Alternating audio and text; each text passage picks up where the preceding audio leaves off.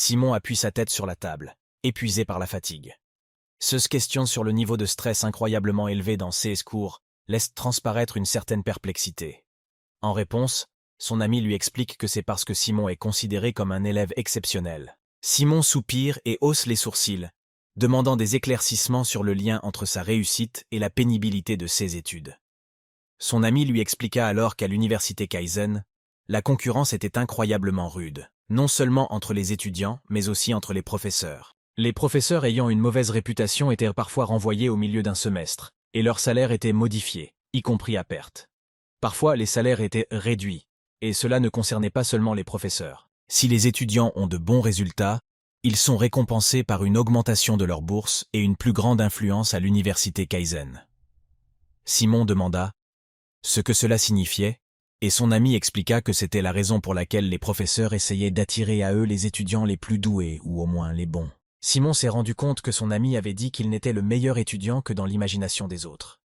Cela l'a fait réfléchir au fait que les professeurs l'appelaient en classe pour évaluer ses compétences. Il s'est également souvenu qu'ils avaient fait la même chose avec Maylin Whelan, qu'il appelait son rival. Maylin était un étudiant accompli et constituait donc toujours un point de comparaison facilement reconnaissable. Simon se rendit compte qu'il avait peu de chances de vaincre la jeune fille, d'autant plus qu'il n'avait pu utiliser qu'un seul sortilège sur Hector. Cela troubla tous les professeurs qui pensaient qu'il était un étudiant exceptionnel, alors qu'il n'était qu'un débutant moyen. Il remercie son ami de lui avoir expliqué tout ce qui se passe à l'université. C'est alors que Simon lui-même décide de lui poser une question qui le mettait mal à l'aise. À savoir, qui était ce blond? Car le gars ne le connaissait pas du tout.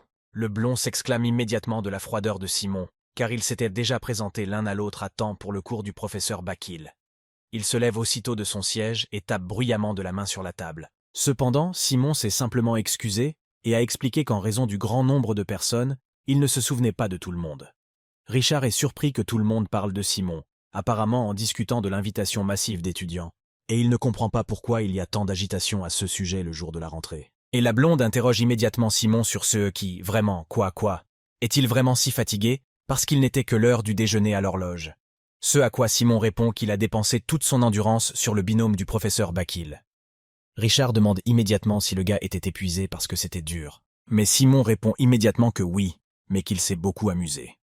Le gars commence immédiatement à rayonner et à pétiller. Il dit que même si c'était très difficile pour lui, le sujet était très intéressant. Il en va de même pour toutes les autres matières enseignées à l'université. Richard est très surpris de la réaction du jeune homme et lui donne un coup d'index, concluant que son nouveau camarade est tout simplement étrange, et qu'il ne voit pas en quoi une telle chose pourrait être amusante pour lui. C'est alors que le blond poursuit, en disant qu'ils ont un problème très sérieux. Richard dit qu'Hector est déjà en train de créer son groupe fermé. Le gars lui-même a chuchoté et s'est couvert la bouche avec ses mains. À ce moment-là, Simon a été surpris dès qu'il a entendu parler de la création d'un groupe. Richard secoua la tête pour confirmer ses paroles et poursuivit en disant que le jeune homme avait impressionné de nombreux professeurs lors des cours, et même lors du cours du professeur Bail. À ce moment-là, Hector lui-même était avec un gars qui disait que le gars était impressionnant en classe. Richard poursuit en disant qu'Hector était le fils aîné d'une famille puissante, et que c'est pour cela qu'il était si populaire auprès des enfants de la noblesse. Simon relève le menton et répond que tout cela ne l'intéresse pas. Richard crie au garçon de se préparer, car la politique est aussi très importante à Casnay. Il demande à Simon s'il sait ce qui se passerait si toute sa classe tombait sous l'influence d'Hector. Si quelqu'un perdait ses faveurs, sa vie d'étudiant serait définitivement gâchée. Il ne pourrait plus trouver de partenaires pour les projets de groupe. C'est alors que Simon répond à son camarade que Richard semble très au fait de ce genre de situation politique et qu'il lui demande pourquoi il a choisi de s'adresser à lui plutôt qu'à Hector. Ce dernier se gratte maladroitement l'arrière de la tête et répond qu'il n'est qu'un roturier issu d'une famille de marchands. Simon demande immédiatement au jeune homme ce qu'il en est, car il a également entendu dire que tout le monde était traité de la même façon à Casskunk. Richard se frotte l'arrière de la tête et, en souriant maladroitement, répond que ce que le gars vient de lui dire est vrai, mais quand même. Richard poursuit en disant qu'il y a aussi ces enfants issus de la noblesse qui se croient autorisés à faire étalage de leur statut et de leurs devoirs. C'est alors que Simon répond qu'au moins, il n'est pas comme ça. Richard s'exclame aussitôt que c'est excellent, car c'est la raison pour laquelle il a une suggestion très intéressante pour son compagnon. Richard s'exclame et propose à Simon de rejoindre son groupe fermé. Les yeux du jeune homme brillent et il est confiant dans ses paroles. Il poursuivit en disant que même si le garçon manquait de compétences et que les autres disaient du mal de lui, il était tout de même le premier élève invité. Richard dit que les étudiants qui ont réussi à passer les cours préparatoires peuvent aussi sembler meilleurs maintenant, mais que plus tard, tout sera à sa place. De plus, Nephthys avait fait de Simon un élève spécial pour une raison bien précise. Richard se leva immédiatement de son siège et pointa son index vers Simon, qui était assis à la table dans la confusion la plus totale. Il s'exclama qu'en d'autres termes, Simon cachait en lui un talent qu'il ne pouvait même pas deviner. Simon était toujours assis dans le silence le plus complet, réfléchissant aux paroles de Richard. Ce dernier sourit doucement et soupire. Il se lève de son siège, s'appuie sur la table et répond au gars qu'il n'est pas sûr de vouloir rejoindre le groupe fermé de Richard. Simon demande immédiatement à Richard pourquoi il ne devrait pas être ami dès le départ. Les yeux du gars brillaient et toute sa personne rayonnait de sincérité et de gentillesse. Il tend la main au blond pour qu'il la serre, et celui-ci est confus. Mais Richard répond qu'il a été très mal à l'aise d'entendre de telles paroles, et à Casaigne, et il dit que c'était un vrai frisson. Le blond se gratta l'arrière de la tête, réfléchissant à une réponse. Richard serre la main du jeune homme et lui dit aussi que se faire un ami serait une bonne chose. Richard dit immédiatement à Simon qu'ils doivent partir, car leur prochain cours va bientôt commencer. Simon demande au blondinet quel est le prochain cours. Richard répond à Simon qu'il s'agit de l'invocation, et les yeux du blondinet s'illuminent immédiatement de bonheur. Le garçon pense maintenant qu'il va enfin pouvoir invoquer toutes sortes de créatures, comme le faisait son père. Simon et Richard marchaient tout droit dans leur salle de classe. C'est alors que quelqu'un s'exclama qu'il s'agissait de l'élève spécial qui était le premier de la classe. Bien sûr, c'était un sarcasme et une moquerie. Les élèves se mirent immédiatement à rire. Un gars a immédiatement dit que ce même Simon numéro 1 était bien meilleur que Cerne, Cheyel ou même Lorraine. C'est alors que quelqu'un s'est mis à dire, en riant très fort, que c'était de la foutaise et que ce type était faible. C'est alors que Richard s'assoit à sa place et dit à Simon de ne pas les écouter du tout, parce que tous ses camarades de classe aimeraient bien être au centre de l'attention, comme le gars lui-même maintenant. Simon, lui, n'a pas prêté attention aux paroles du blond, parce qu'il était très excité par la leçon d'invocation. Le pied de quelqu'un marche accidentellement sur un stratifié en forme de carreau. Soudain, il s'agit du professeur des élèves. Le professeur avait l'air de venir de se réveiller, et son apparence a beaucoup troublé les élèves. Ils ne s'attendaient manifestement pas à le voir ici. Le professeur s'approcha lentement de son poste de travail, près du tableau et de la table, comme le font tous les professeurs, et, avec une expression légèrement endormie et mécontente sur le visage, commença à parler. Les étudiants s'exclamèrent alors que c'était bien leur professeur. Les étudiants, toujours abasourdis et stupéfaits, continuaient à regarder et à écouter comme si ce qui se passait était quelque chose de frivole, comme une plaisanterie ou un malentendu. L'homme s'est immédiatement adossé à son bureau en bâillant. Les étudiants, cependant, ont dit que l'homme ressemblait plus à un type très ordinaire qu'à un professeur. Le professeur décida finalement de se présenter et dit qu'il s'appelait Aaron Deya et qu'il était leur professeur d'études sur les invocations pour ce nouveau trimestre. Aaron Deya était le professeur d'induction des premières années. Les étudiants ont manifestement senti que la charge d'enseignement leur pesait. Ils ne tardent pas à décider de s'allonger et de faire une sieste sur leur bureau. L'invocation était l'un des fondements de tous les nécromanciens et de leur histoire. Les académiciens ne le reconnaissaient pas, à savoir qu'ils étaient issus des porteurs de cercueils.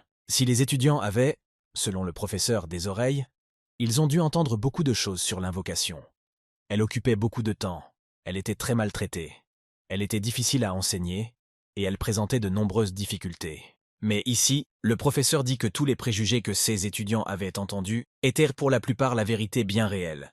Richard et Simon se crispent aussitôt, émerveillés par la franchise de leur professeur. L'homme dit que toutes les autres matières se présentent aux étudiants comme d'excellentes socialisations à poursuivre.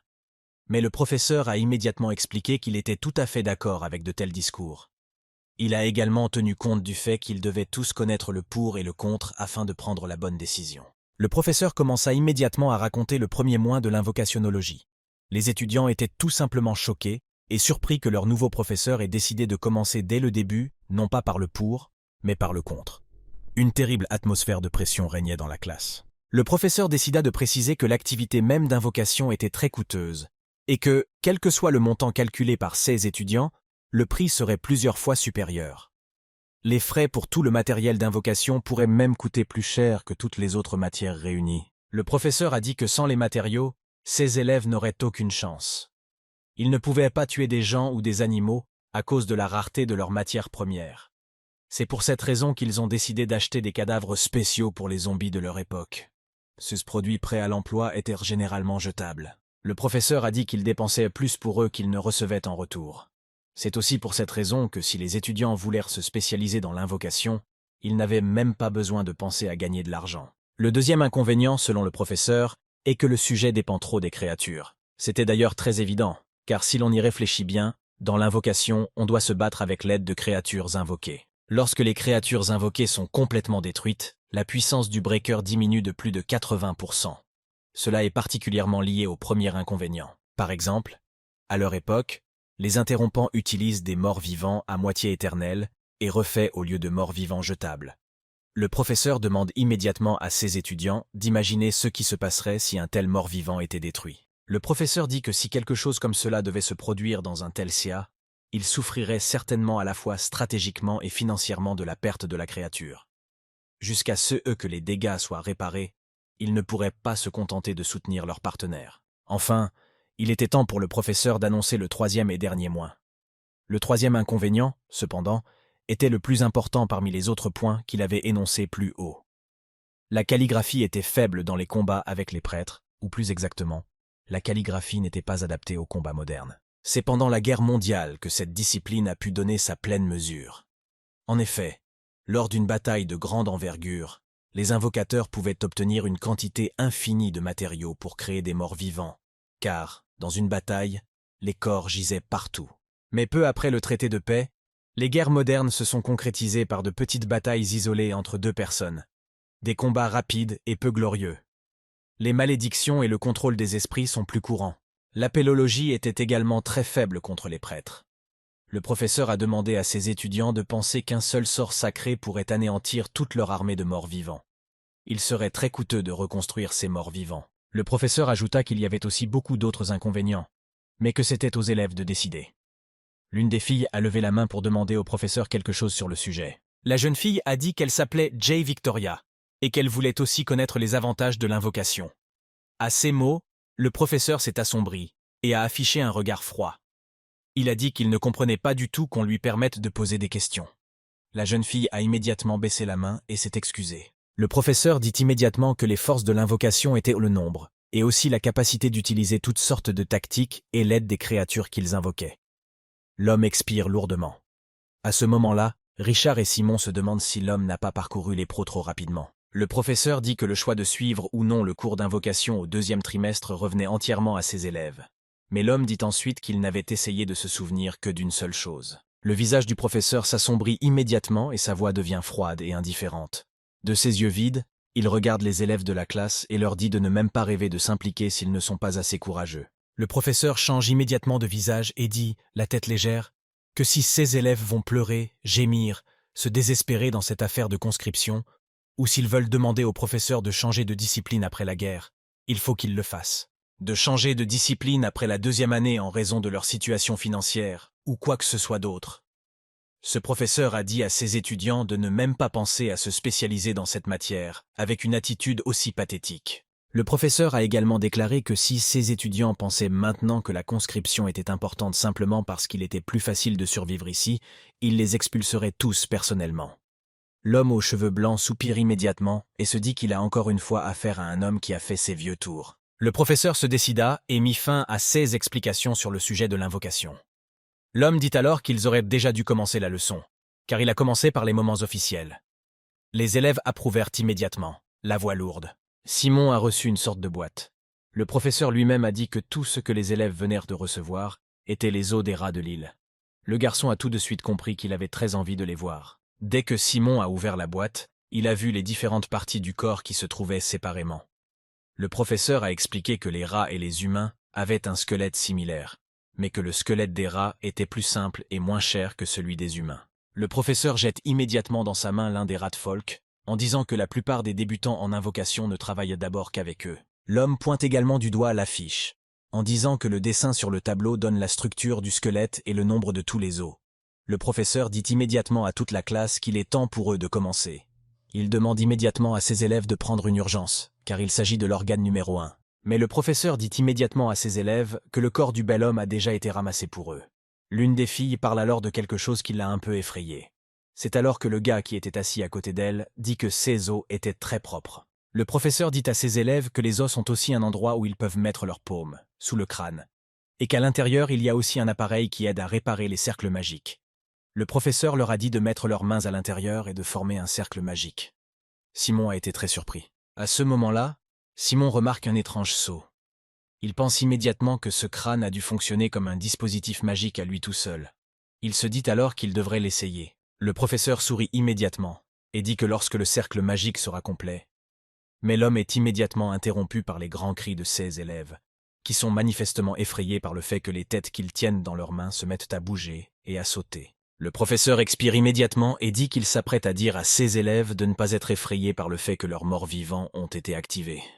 Mais le professeur se rend compte qu'il est un peu en retard. Simon s'assoit et regarde la tête de l'homme-rat activée. Richard, quant à lui, était vraiment effrayé par tout ce qui se passait. Il demande donc à sa créature de se calmer. Celle-ci se plante immédiatement le doigt sur la table. Richard s'émerveille de voir à quel point Simon se débrouille bien. Simon répond immédiatement à Richard qu'il vient de voir souvent quelque chose de semblable, et qu'il sait donc à peu près quelque chose. Le professeur dit immédiatement à ses élèves de s'habituer à ce genre de choses, puisqu'ils sont des nécromanciens après tout. De plus, l'activation du cercle magique est un processus obligatoire pour créer des morts vivants. Le professeur ajouta que bien sûr, à cause de l'absence de corps, ils ne pouvaient pas se déplacer correctement, et que c'était la raison pour laquelle ils allaient en créer un. Les nécromanciens devaient également connaître la structure du squelette de la créature invoquée. Le corps humain ne compte que 206 os, et il n'y avait que 53 os dans le corps d'un homme-rat de l'île, ce qui serait beaucoup plus facile pour les étudiants.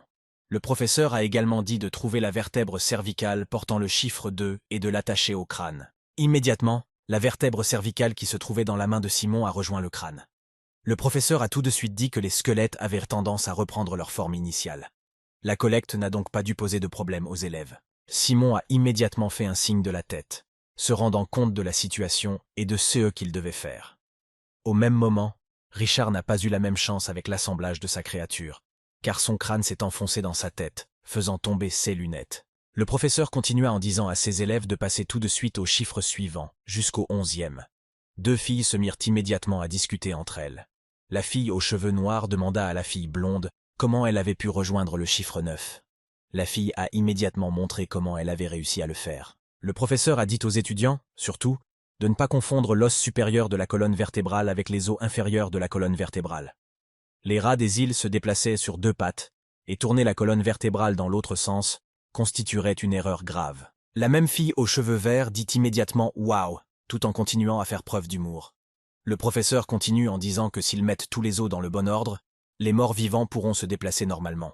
Mais si, selon les paroles du professeur, les élèves faisaient ne serait-ce qu'une petite erreur quelque part, les os grinceraient et causeraient des problèmes de mouvement, ce qui pourrait entraîner une rupture au moment le plus important. Le professeur ordonna immédiatement à ses élèves de passer à l'os numéro 16.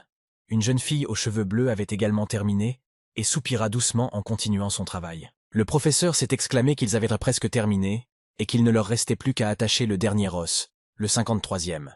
L'homme a également demandé aux élèves de lever la main s'ils avaient des difficultés ou des problèmes. Immédiatement après les paroles du professeur, on entend dans la classe des voix d'élèves qui lui disent qu'il n'arrive pas à attacher sa jambe, ou quelqu'un qui crie que son squelette est en train de s'enfuir quelque part. Simon commence immédiatement à s'enthousiasmer et à regarder ce qu'il vient de faire de ses mains.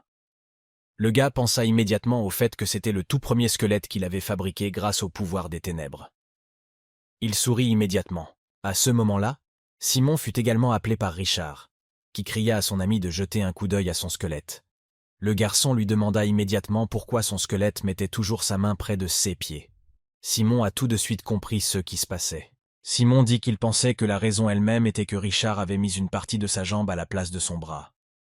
C'est pour cette raison que son homme-rat pensait que sa jambe était là. À ce moment-là, Simon dit que oui, il avait raison, et que le numéro 20 et 1 correspondait aux os de la jambe, mais certainement pas au bras.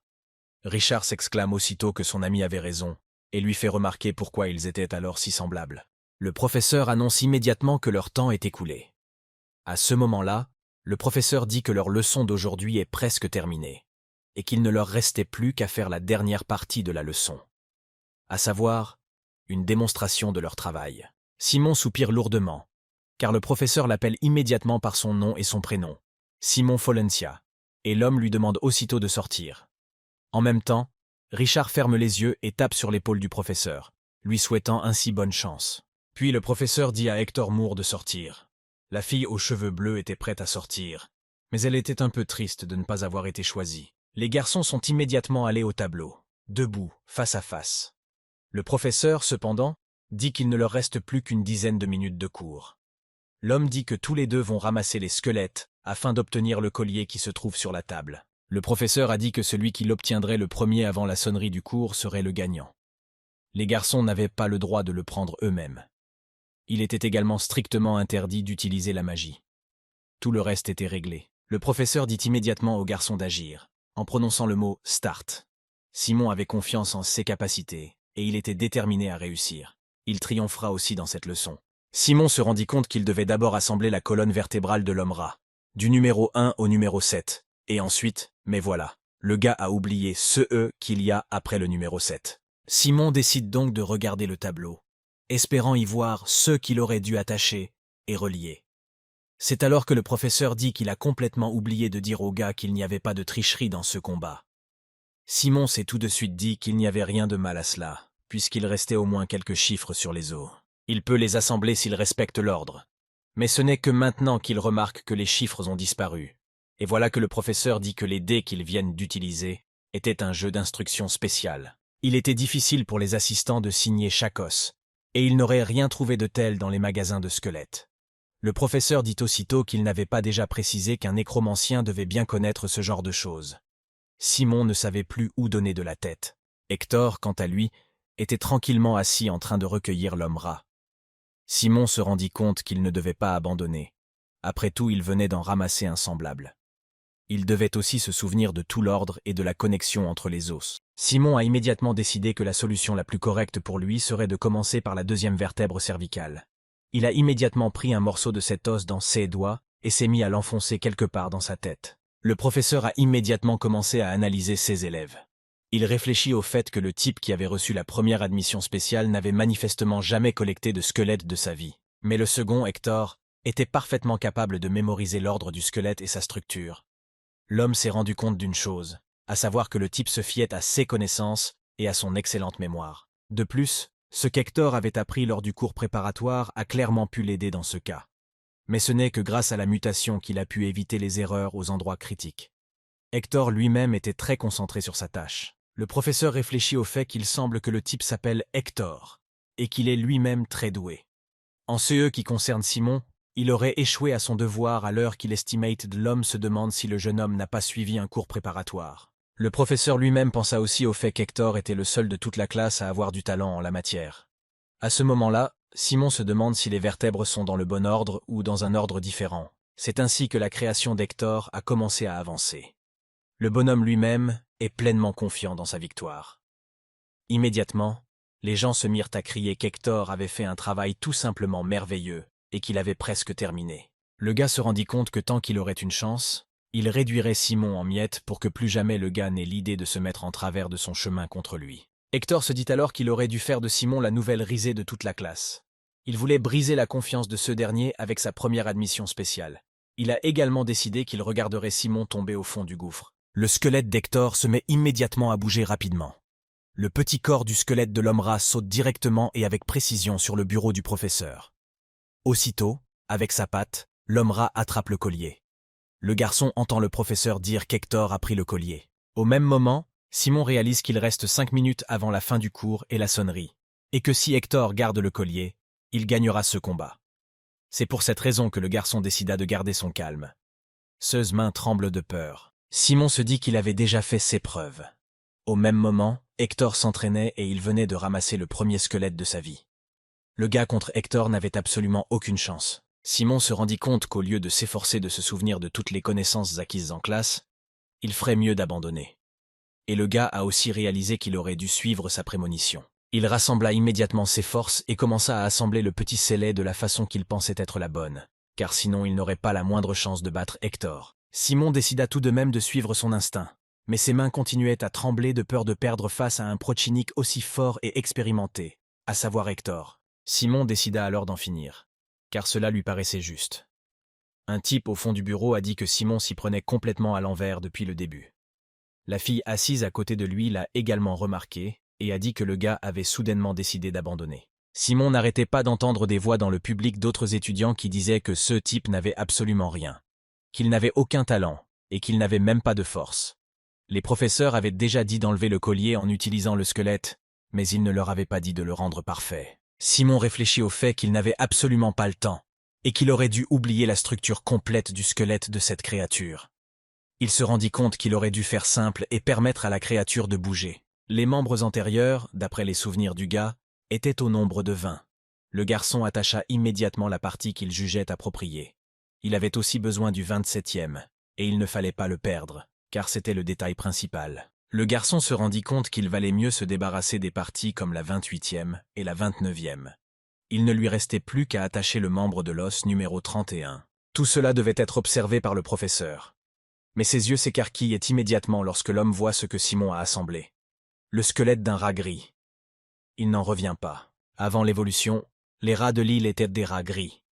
Simon a réarrangé la structure, assemblant les os de cette créature dans un ordre complètement différent de la norme. Et même si le professeur se rendait compte que le squelette du type n'était pas tout à fait parfait, il s'agissait d'un mort vivant après tout. Et qu'il avait commencé à bouger, il n'avait pas besoin d'être en ordre parfait dans la collection d'os. Comment un type sans formation pouvait-il assembler un tel squelette? Pourtant, le professeur en était arrivé à sa conclusion. À savoir que Simon ne s'appuyait pas du tout sur ses connaissances, mais sur sa propre expérience en matière de collecte de squelettes. À ce moment-là, Simon entendit les cris d'encouragement de quelqu'un. Richard criait de joyeuses paroles d'encouragement au garçon. La fille à côté de lui, aux cheveux roses, criait aussi joyeusement au garçon qu'il pouvait s'en sortir. Hector, quant à lui, s'est rendu compte que quelque chose n'allait pas du tout. La fille aux cheveux verts a immédiatement sorti la tête, a sauté de son siège et a crié que, bien qu'elle ne sache pas ce qu'il avait ramassé, le gars pouvait quand même le faire. Hector pensait alors que c'était lui qui avait créé le squelette parfait. La fille aux cheveux verts ajouta que la forme de sa créature n'avait aucune importance. Hector a été plus rapide aussi, malgré les schémas et les chiffres. Mais Hector ne comprenait pas du tout pourquoi tout le monde autour de lui criait des mots d'encouragement à l'attention de Sayomne. Et c'est Hector qui devrait être au centre de l'attention de tous. Hector devint immédiatement furieux, car il ne comprenait pas pourquoi tout le monde autour de lui avait cessé de le soutenir. L'homme-rat se précipita immédiatement sur la créature de Simon. Le rat de folk d'Hector réussit immédiatement à écraser le squelette d'un seul coup de pied, comme l'avait fait Simon. Et maintenant, dans sa tête, Hector décidait qu'il était le vainqueur de ce combat. Mais Simon sourit et saisit le collier du monstre avec sa main. Immédiatement après que le collier d'Hector ne fut plus le sien, mais dans la main de l'homme-rat que Simon avait récupéré, la cloche de la classe retentit. Hector cria immédiatement que le duel n'était pas équitable, ce qui était absurde. Hector a crié que le professeur avait dit d'obtenir le collier en utilisant le squelette, mais ce n'était qu'un os, pas un squelette. Mais Simon sourit et dit que ce n'est pas du tout un os. C'est alors que le gars claque des doigts et que son squelette commence à se reconstituer. Hector, furieux, assiste à la scène. Et maintenant, le squelette de Simon s'est reconstitué en homme-rat. Le garçon se demandait ce qu'Hector dirait de cela maintenant. Simon a dit que ça devait marcher. Hector est furieux, mais le professeur leur dit d'arrêter. Immédiatement, un homme dit que Simon Folantia est le vainqueur. Simon prend immédiatement le monstre qu'il a fabriqué et le soulève en s'exclamant joyeusement qu'ils ont gagné et qu'ils ont été capables de battre un adversaire aussi difficile. La scène était tendue et dramatique.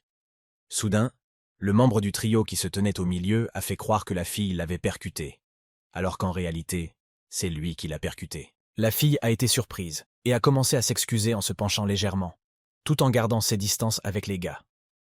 Simon et Richard, qui ont assisté à l'incident depuis le début, se tiennent aux côtés de la jeune fille et se préparent à la défendre. Richard a commencé à s'en prendre aux garçons, exigeant au moins des excuses de leur part.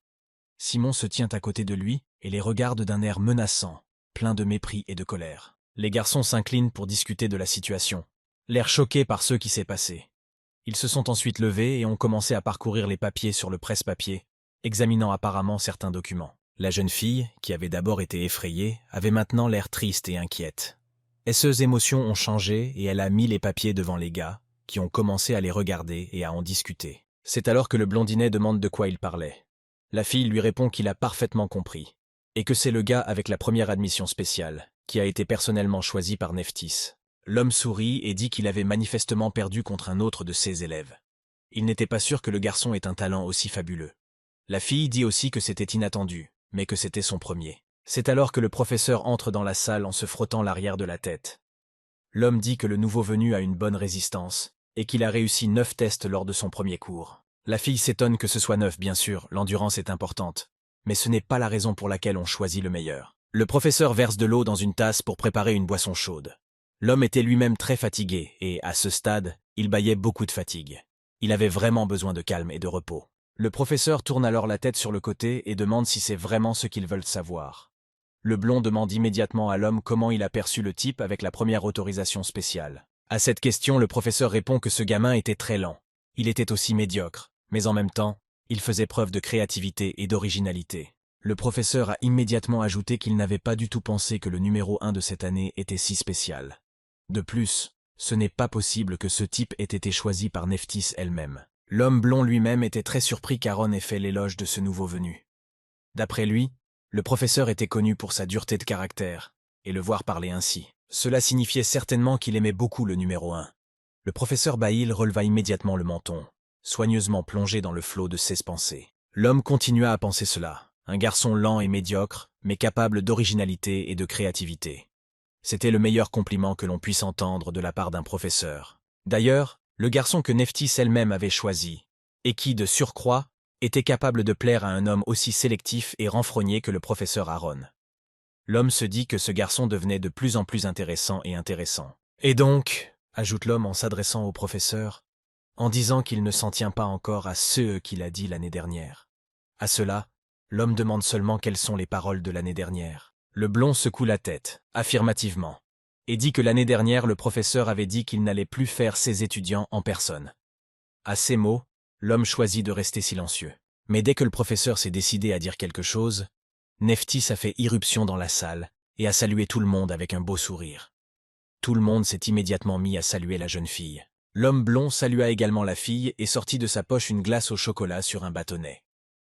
À ce geste de l'homme, Nephthys répondit qu'elle lui avait demandé plutôt de ne pas la traiter comme une enfant. L'homme répond que préparer une friandise pour la dame est l'un de ses devoirs les plus importants en tant que gentleman. La jeune fille rougit immédiatement et, prenant la glace dans ses mains, dit que l'homme est un homme de main, mais qu'elle pense qu'elle aurait quand même dû prendre la glace du professeur Bakil. La fille derrière demande immédiatement si le professeur Bakil a une glacière avec lui dans le sous-espace. C'est à quoi l'homme répond en secouant la tête. L'un des hommes demande à la jeune fille de s'asseoir sur une chaise, et Nephthys le remercie. À ce moment-là, la jeune fille demanda comment les élèves avaient passé leur première journée. Les hommes commencèrent à répondre qu'ils avaient veillé à ce que la tour d'ivoire soit confiante. Sheitel avait un grand talent pour la magie, et Malin s'était montré à la hauteur. Nephthys secoua immédiatement la tête. Ils discutaient du fait qu'ils avaient tant de premières années talentueuses cette année, et qu'ils souhaitaient que la période de défense soit bientôt terminée. Le professeur Aaron observait tout cela, et maintenant, Nephthys était pleinement convaincu que tous les élèves de première année avaient pu faire parfaitement leurs preuves dès le premier jour de leur formation. La jeune fille prit la dernière bouchée de glace, et prit immédiatement les bâtonnets entre ses doigts. Nephthys dit en souriant que tout était merveilleux et demanda à chacun de signaler les problèmes éventuels. Comme c'était le premier jour, la jeune fille renvoya tout le monde à la maison plus tôt pour qu'ils puissent se reposer. C'est alors que le professeur Aaron s'approcha de la jeune fille pour lui poser une question. L'homme dit qu'il aimerait parler à la jeune fille de quelque chose en personne un peu plus tard. La jeune fille lui répond en souriant qu'ils en parleront maintenant. Nephthys demande immédiatement au professeur Aaron de quoi il aimerait parler avec elle. L'homme répond immédiatement qu'il en parlera à la jeune fille lorsqu'ils seront complètement seuls dans la pièce. Le professeur Bail pense que le comportement secret de l'homme est habituel. Mais, dit-il, Nephthys ne lui dit pas ce qu'il veut savoir. Alors Aaron aurait dû pardonner à la jeune fille. À cette époque, Simon et Richard avaient leurs propres problèmes. Richard lui demande ce qu'il pense qu'il devrait faire maintenant, puisqu'il n'y a plus qu'une seule place dans tous les endroits. Mais les garçons voulaient partager une chambre ensemble, parce qu'ils étaient amis. Simon a expliqué qu'ils avaient dû arriver trop tard au dortoir. Tous ces types autour d'eux étaient leurs camarades de classe. Richard a dit que le cours de convocation avait duré 3 heures, alors il a pensé au fait que tous les autres avaient trouvé une chambre dans ce laps de temps. C'est à ce moment-là que la fille aux cheveux blancs s'excuse auprès des garçons en leur disant qu'il n'y a plus de chambre avec 2 places libres au premier étage. Simon répond en souriant à la fille que tout va bien et que ce n'est pas de sa faute. Simon se tourne immédiatement vers la jeune fille et lui demande ce qu'il en est du 3e et du 4e étage qui n'ont pas de chambre, ou si tout est occupé. La jeune fille répondit avec de l'excitation dans la voix que tous les étages étaient plus ou moins les mêmes.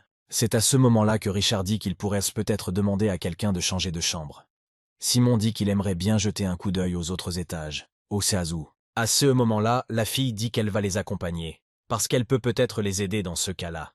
C'est alors que 3 types arrivent au détour d'une rue. L'un d'eux percute la fille avec son chariot en lui criant de s'éloigner le plus vite possible. La fille hurle de douleur. Le type jure immédiatement en disant que la fille n'a pas bougé puisqu'il lui a crié dessus. Elle s'est immédiatement excusée. C'est à ce moment-là que le même homme dit que comment une fille aussi fragile peut-elle se retrouver sous son bras, car c'est à cause d'elle qu'il a failli s'écraser contre le mur le plus proche. Il a immédiatement demandé ce que la fille allait faire. La fille s'est immédiatement excusée à nouveau et a dit qu'elle était désolée. Mais le type s'est contenté de dire de manière sarcastique que la fille était vraiment désolée pour lui. Il a demandé avec colère pourquoi elle se tenait là, comme une pierre d'achoppement, et qu'elle devait partir le plus vite possible. La fille a immédiatement dit qu'elle allait le faire. Mais Simon intervient immédiatement dans cette bagarre et met sa main devant la fille, la protégeant ainsi. Il demande immédiatement aux gars s'ils les ont vus lui parler à ce moment-là. Richard, qui se tient derrière Simon à ce moment-là, pointe également son index dans la direction où se trouvaient les gars et dit qu'ils étaient là en premier et qu'ils n'auraient donc pas dû s'interposer. Il ajoute également que le gars a certainement frappé la fille volontairement. L'un des gars agressifs leur demande immédiatement s'ils ont perdu la leur à cause de lui. Car comment des gens aussi ordinaires peuvent-ils avoir autant de culot? Ils ont immédiatement commencé à crier. Pour qui se prenait-il? Mais immédiatement, le chef de gang est informé par l'un des gars que Simon est le même que celui qui a été le premier à bénéficier d'une autorisation spéciale et qui a prêté serment lors de la cérémonie. Les gars en colère ont immédiatement commencé à s'éloigner d'eux en criant à la fille de faire plus attention la prochaine fois et en pointant leur index vers elle. Les 3 hommes ont eu une peur bleue. La fille a immédiatement remercié les gars pour leur aide. Et Simon a immédiatement répondu qu'elle n'avait pas à être remerciée, parce que le gars avait essentiellement fait ce qu'il était censé faire. À ce moment-là, Richard est resté planté là, et a repris les rires en se serrant le ventre. C'est alors que la fille a commencé à leur dire en souriant qu'ils auraient déjà dû aller au 3e étage à la recherche d'une chambre. Elle leur dit qu'en fait, il restait une chambre avec 2 places libres au 4e étage. Cette chambre portait le numéro 409. Elle offrait une belle vue et se trouvait à proximité de l'escalier principal. La jeune fille dit qu'elle devrait voir qui était la personne qui s'était enregistrée dans cette chambre. Mais aussitôt, un frisson l'a parcouru, et avec lui un sentiment d'effroi. La jeune fille s'est immédiatement mise à trembler de peur et à pointer du doigt la pièce. Elle a dit qu'il restait une place dans chacune des chambres 412 et 413 et qu'elle ne souhaitait pas les examiner. Les gars ont immédiatement demandé quel était le problème avec la chambre numéro 409. Simon a dit qu'il pouvait demander s'il pouvait les rejoindre seul à ce moment-là, mais la fille a immédiatement commencé à agiter les mains. Elle dit que le type qui se trouvait dans la chambre s'appelait Kaijan Edwaholt et qu'il était déjà venu l'année dernière.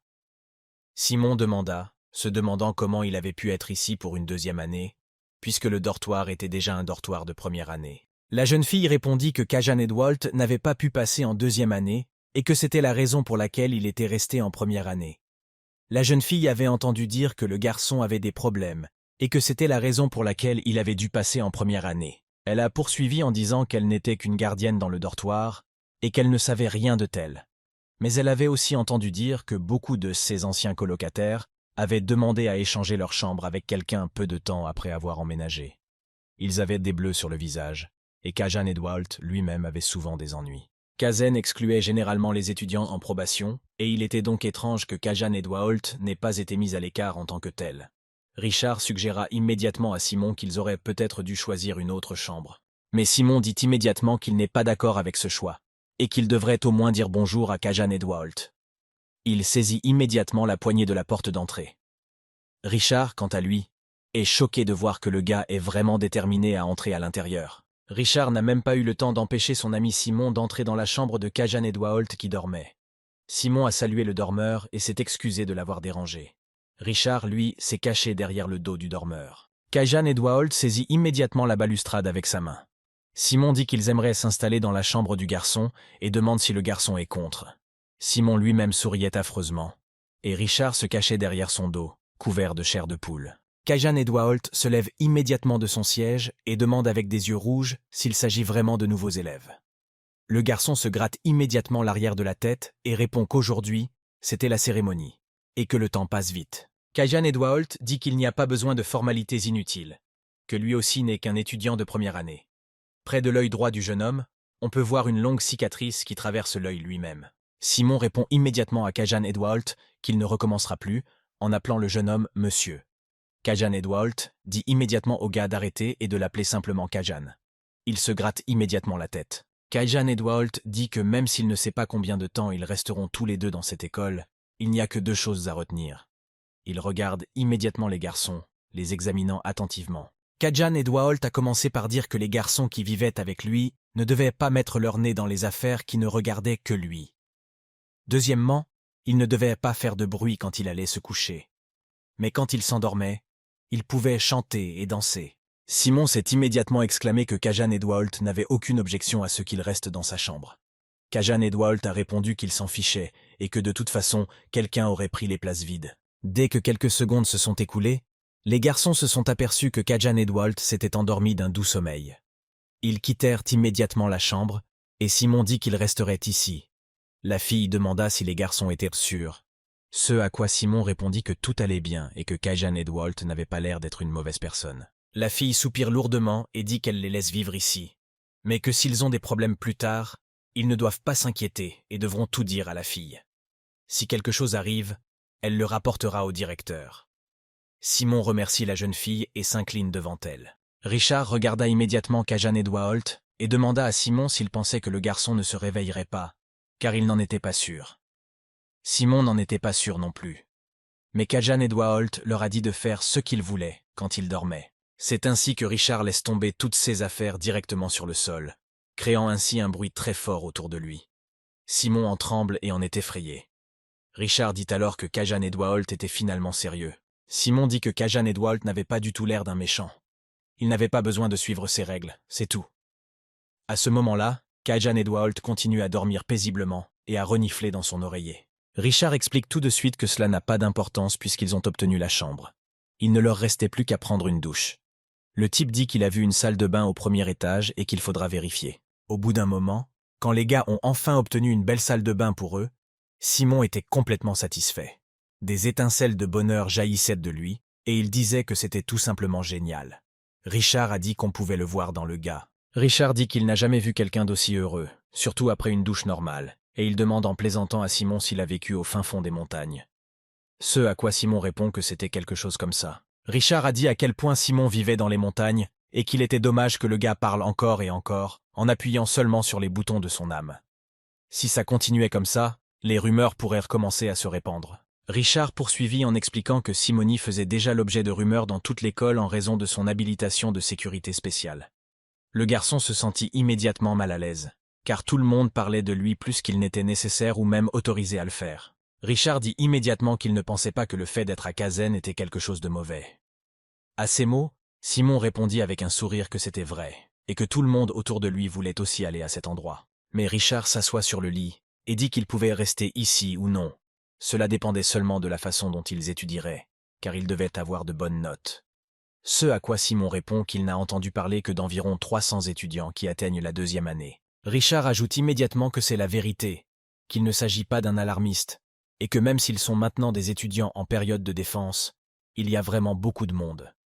Ils n'ont qu'à attendre de voir, car la moitié d'entre eux seront bientôt expulsés. Simon s'étonne que la période de défense renvoie déjà les étudiants. Richard secoue la tête, expliquant que c'est la période où les professeurs s'occupent officiellement de leurs étudiants. En même temps, les professeurs n'ont pas le droit d'interagir personnellement avec leurs étudiants, et les expulsions sont également interdites. Il y avait également une interdiction de causer du tort. Il y avait aussi tellement d'interdictions que Richard ne pouvait même pas se les rappeler toutes, même s'il essayait de le faire ou s'il le voulait.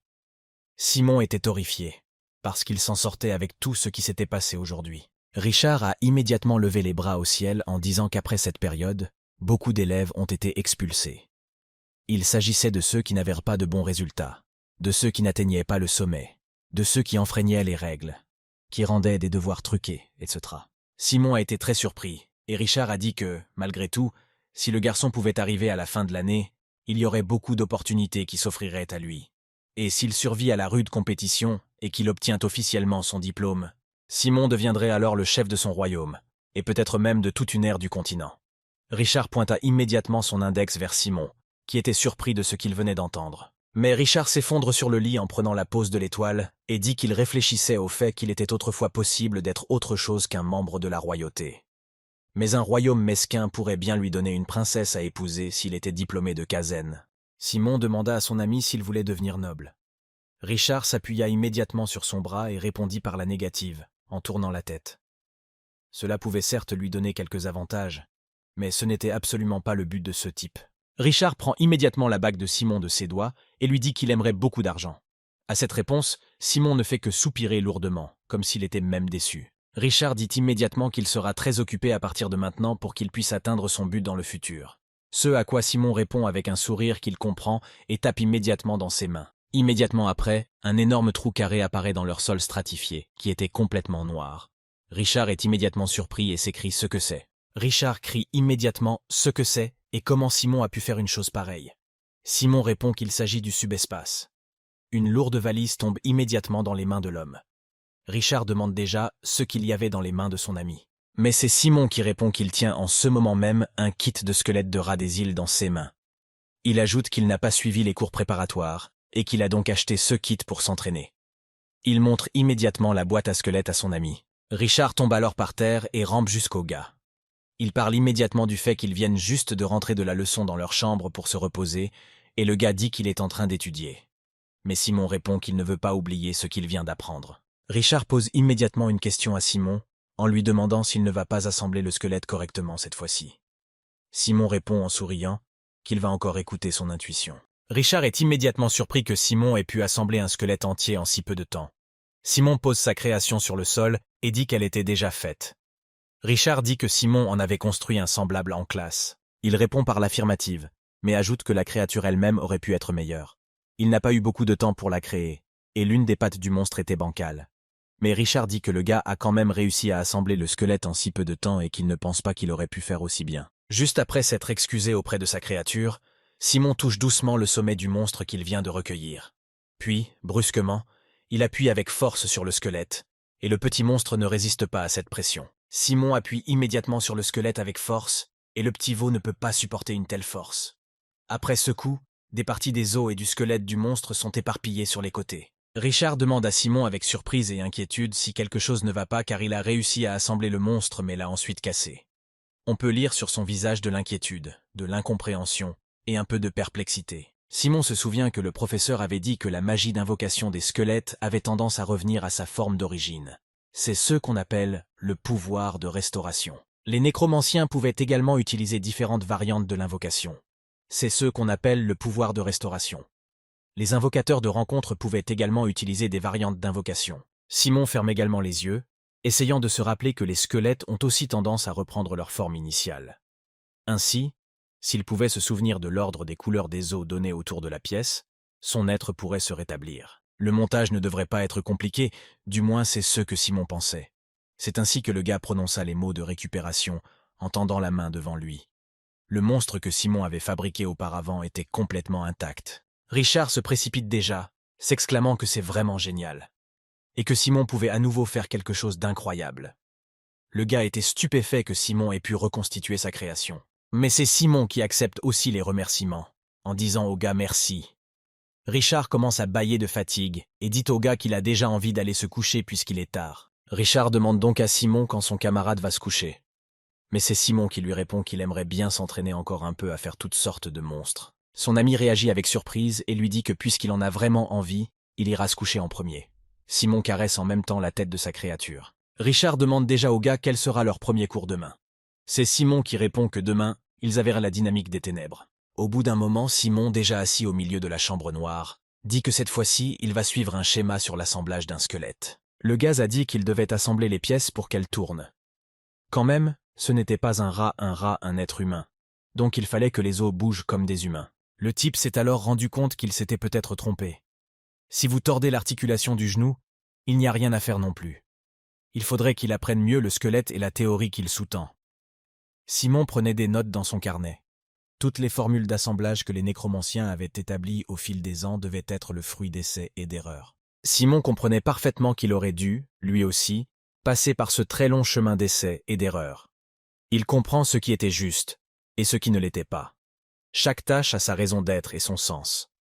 En répétant personnellement l'assemblée, Simon réalisa à quel point les générations précédentes de nécromanciens avaient été incroyables. Immédiatement, Simon met sa main de monstre en avant, disant qu'il a essayé d'intervertir les nombres 25 et 31 et qu'il a ressenti la même chose. Simon s'assoit ensuite dans une pièce sombre et suit le schéma d'assemblage du squelette, en essayant de comprendre et d'appliquer l'ordre correct des os. Simon se rend immédiatement compte que pour son homme rat, cet assemblage n'est pas du tout correct, et il dit immédiatement qu'il devrait remettre toutes ces pièces en place à ce moment-là. Le monstre lui-même lui fait un signe de tête. Simon dit en souriant que même s'il se soucie du schéma d'assemblage, il y a toujours de meilleures options. Alors, comment pourrait-il en trouver une rapidement? C'est la question qu'il se posait. Simon sortit immédiatement le livre avec le schéma d'un mouvement adroit de la main, disant qu'il allait encore regarder ce livre encore plus attentivement pour obtenir l'information dont il avait besoin. Les squelettes que son père utilisait pour aider les ouvriers, et aussi les squelettes que Lorraine a utilisés lors de la bataille contre ce gang. Simon ne se rendait pas compte de ceux qui pouvaient l'aider, ce qui lui manquait exactement par rapport à eux. Simon était impatient d'assister à la prochaine leçon. Le jour suivant arriva. Le professeur Eric Aura parlait de quelque chose dans sa classe, à savoir que les ténèbres sont à la base de l'être même du nécromancien. C'est pourquoi le professeur Eric Aura ne peut même pas essayer d'expliquer à quel point la dynamique des ténèbres est importante. Le professeur Eric Aura se tenait près du tableau noir, expliquant aux élèves la matière à enseigner, et regardant autour de lui dans la salle de classe. C'est ici que le professeur Eric Aura pose sa première question rhétorique aux étudiants, leur demandant comment l'obscurité crée le miracle même appelé magie noire. Pour répondre à cette question, ils doivent comprendre le flux des ténèbres, les runes et les mécanismes des cercles magiques. Selon le professeur Eric Orr, les mots runiques sont apparus grâce au feu éternel du temple de Dell.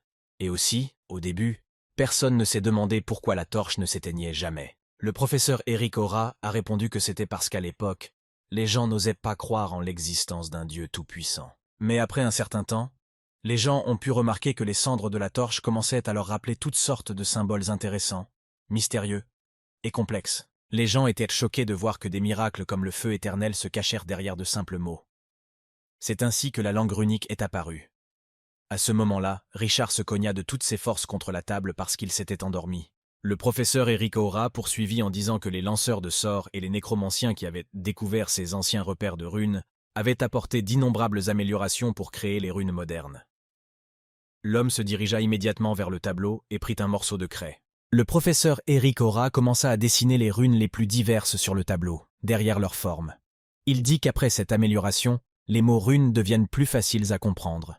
Ces deux cercles magiques étaient un exemple de l'utilisation des mots runiques améliorés. Le professeur Eric Aura a ajouté que ce cercle magique ne pouvait pas être activé.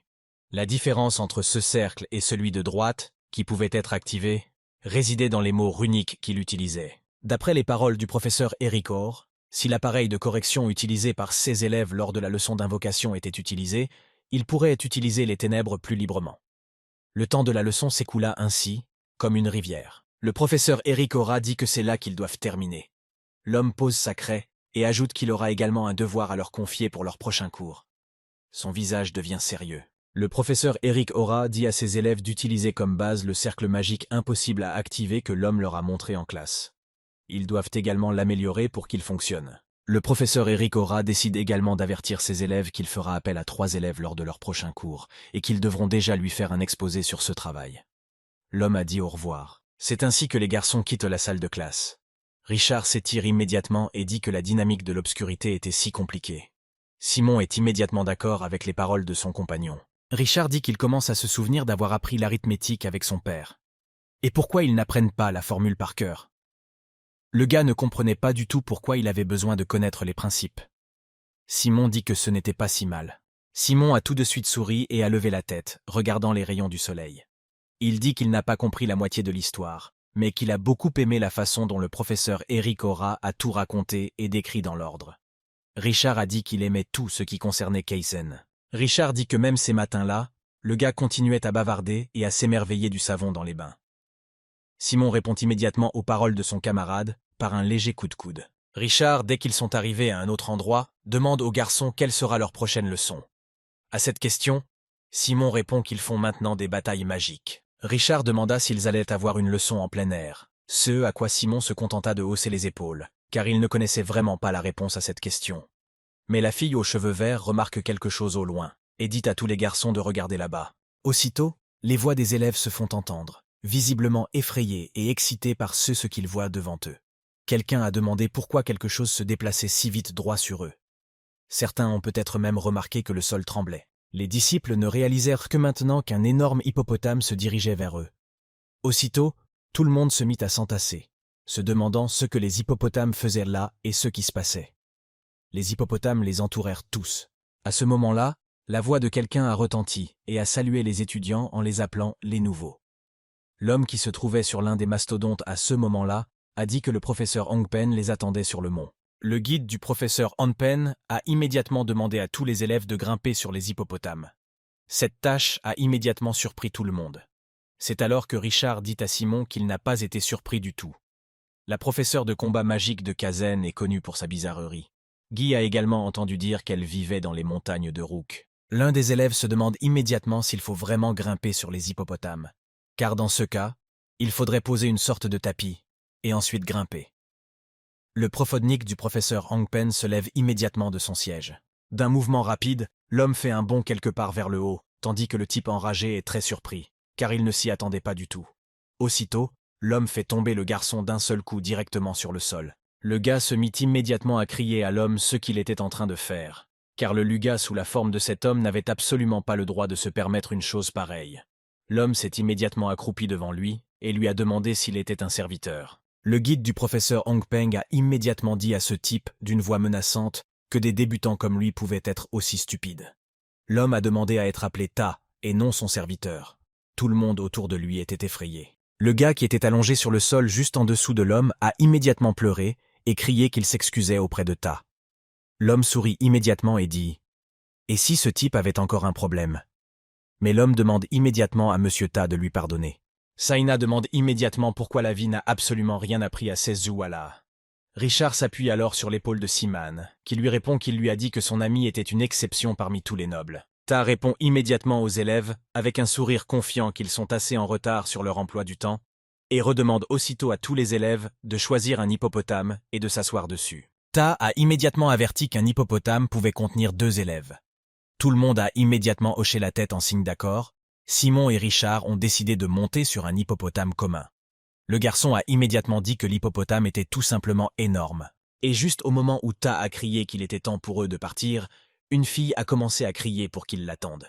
La fille a immédiatement essayé de sauter sur l'hippopotame sur lequel les gars étaient assis. Simon demande immédiatement à la fille si elle a besoin d'aide, et immédiatement après sa question, il lui tend la main.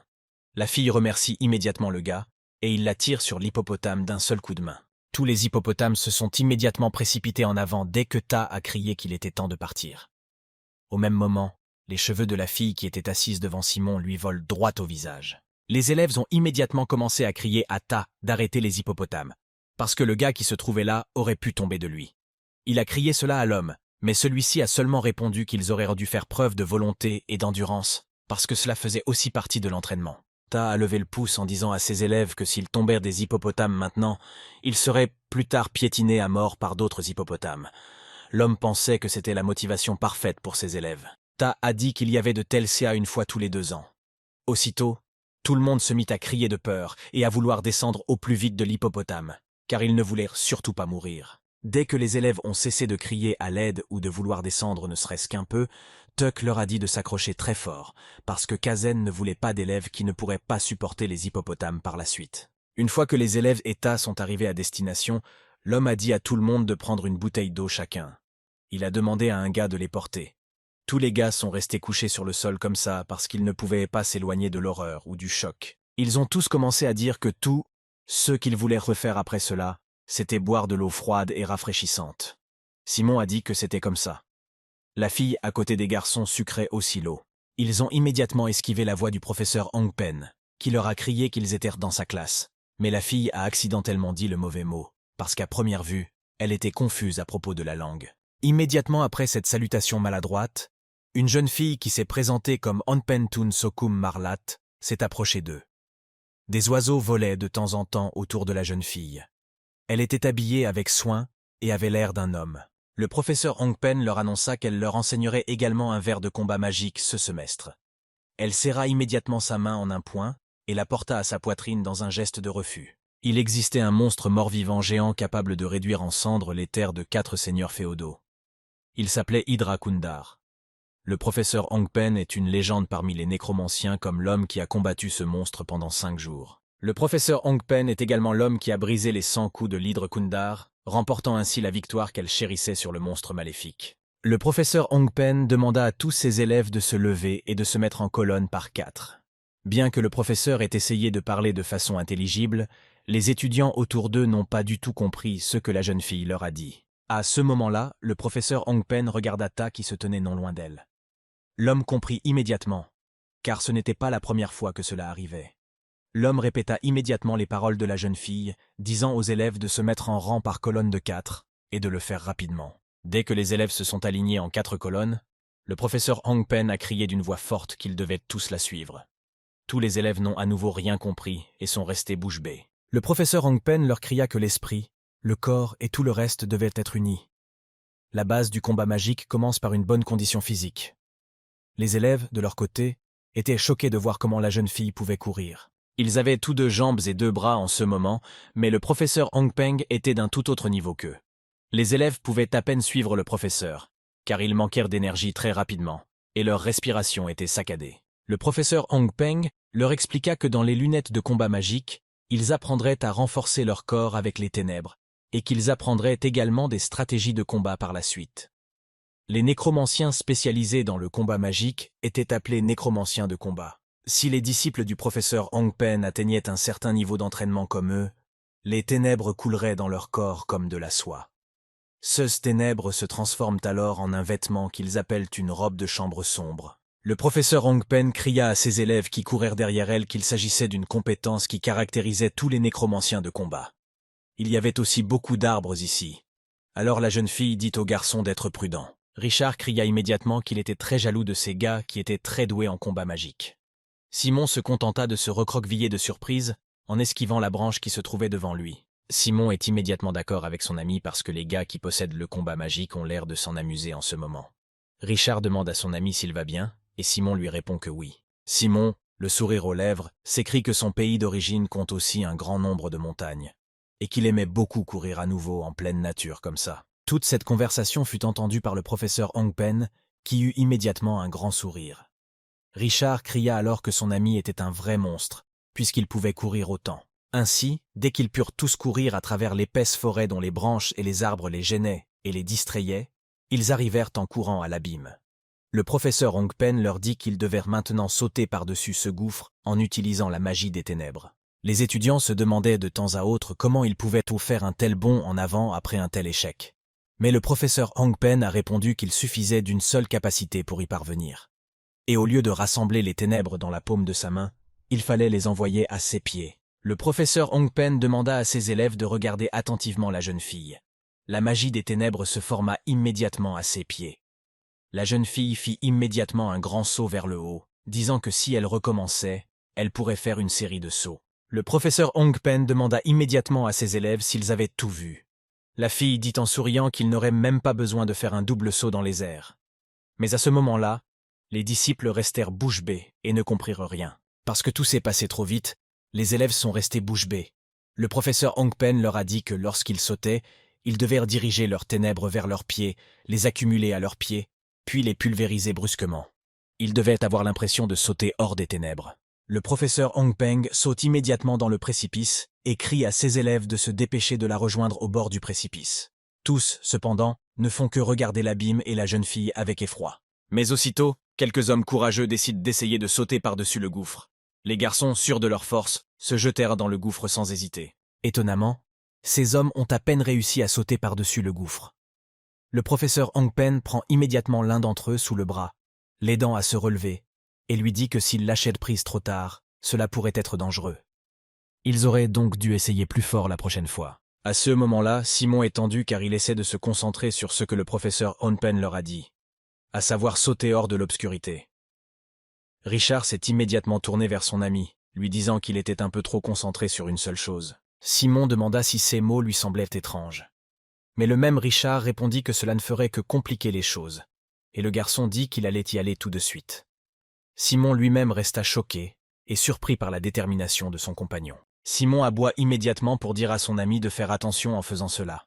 Richard remarque immédiatement qu'Hector vole près de lui. Il se sent immédiatement effrayé et mal à l'aise face à cette rencontre inattendue. Richard tombe immédiatement la tête la première sur le sol, tandis qu'Hector réagit calmement au sol et parvient à se relever et à s'arrêter en glissant. Les amis d'Hector commencent immédiatement à lui donner un coup de pouce en disant qu'il a fait le saut le plus haut. À cela, Richard répond qu'il n'aimait pas du tout ce type, Hector.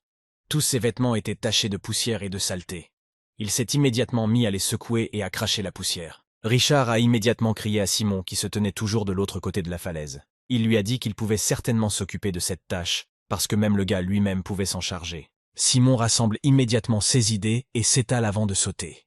Richard s'exclame immédiatement en criant que Simon a été capable de sauter le plus haut et que le gars a été capable de le faire. Lorsque Simon atterrit, il affiche un sourire radieux et crie qu'il a réussi. Le professeur Hong Peng est en état de choc et sa bouche est ouverte. La fille étendit immédiatement les bras sur les côtés et dit au gars avec un sourire qu'il venait de faire un excellent travail. Simon a fait un bras d'honneur à son camarade Richard. Ils étaient très heureux. À ce moment-là, Hector était furieux que quelqu'un ait sauté plus haut que lui. Le professeur Hong Peng déclara immédiatement que tout le monde avait réussi à traverser le détroit et qu'il fallait maintenant attendre un peu les élèves qui étaient tombés. Le professeur Hong Peng dit que lorsqu'ils reviendront, ils pourront traverser plus loin. Simon, toujours avec un sourire radieux et joyeux, a immédiatement crié au professeur qu'il avait hâte d'y être. C'est ainsi que Richard et Simon continuèrent à marcher. Mais soudain, le premier décide de demander à son camarade s'il veut regarder un objet. C'est alors que Simon demande ce qu'il y a dans les mains de l'homme blond. Richard répond immédiatement qu'il a une liste d'élèves qui doivent essayer d'assister au cours collectif. Ce cours devait commencer la semaine prochaine. Il pensait qu'ils auraient dû être mieux préparés. Le gars avait aussi déjà trouvé les noms, la force, et aussi la caractéristique de chacun sur les listes.